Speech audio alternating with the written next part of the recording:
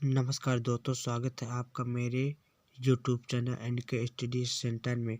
दोस्तों, आज मैं आपको बीए फर्स्ट ईयर सेमेस्टर के मैं आपको इम्पोर्टेंट क्वेश्चन बताऊंगा जो बार बार पेपर में पूछे जाते हैं। तो दोस्तों, हमारा क्वेश्चन क्या है कि मनु के अनुसार धर्म की अवधारणा की स्पष्ट कीजिए। तो दोस्तों, जो इसका उत्तर है तो उत्तर क्या हमारा, राज्य एवं प्राणी मात्र के कर्तव्य के कल्याण के लिए यह आवश्यक है कि समाज में सभी व्यक्ति अपने निर्धारित कर्तव्यों का पालन करें। अर्थात इसका तात्पर्य है कि इसका तात्पर्य यह है कि राज्य एवं प्राणी मात्र के कल्याण के लिए, अर्थात राज्य और व्यक्तियों के कल्याण के लिए यह आवश्यक है कि समाज में सभी व्यक्ति अपने निर्धारित कर्तव्यों का पालन करें। अर्थात जो हमारे कर्तव्य हैं उन कर्तव्यों का पालन हमें करना चाहिए। इसी को धर्म का नाम दिया गया है। अर्थात जो हमारा कर्तव्य है उसी को क्या किया है, धर्म का नाम दिया गया। धर्म का नाम क्या किया गया है, धर्म का नाम दिया गया। जब तक सब व्यक्ति अपने अपने धर्म पालन में संलग्न रहते हैं, उसका उल्लंघन नहीं करते, तब तक समाज में सुख और शांति बनी रहती है।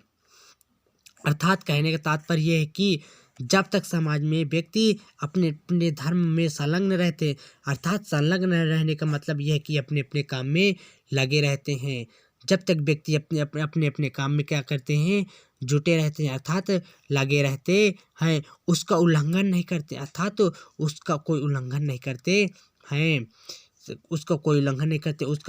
करते हैं, तब तक समाज में सुख और शांति बनी रहती। तब तक हमारे समाज में क्या रहती है, सुख और शांति बनी रहती है। सब मनुष्यों को अपने धर्म का पालन करते हुए अपने परम लक्ष्य मोक्ष की प्राप्ति के लिए अग्रसर होना चाहिए।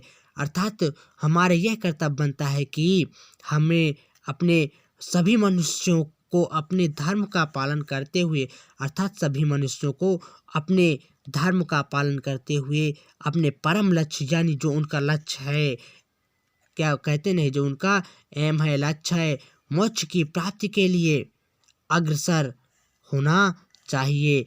उनके धर्म और अर्थ का स्वरूप अत्यंत विशाल एवं व्यापक है। जो उनके अर्थ एवं धर्म का स्वरूप है वो क्या है, अत्यंत विशाल है, यानी बड़ा है। मनु के अनुसार धर्म शब्द धारण करने का अर्थ देने वाली संस्कृत की धी धातु से बना है।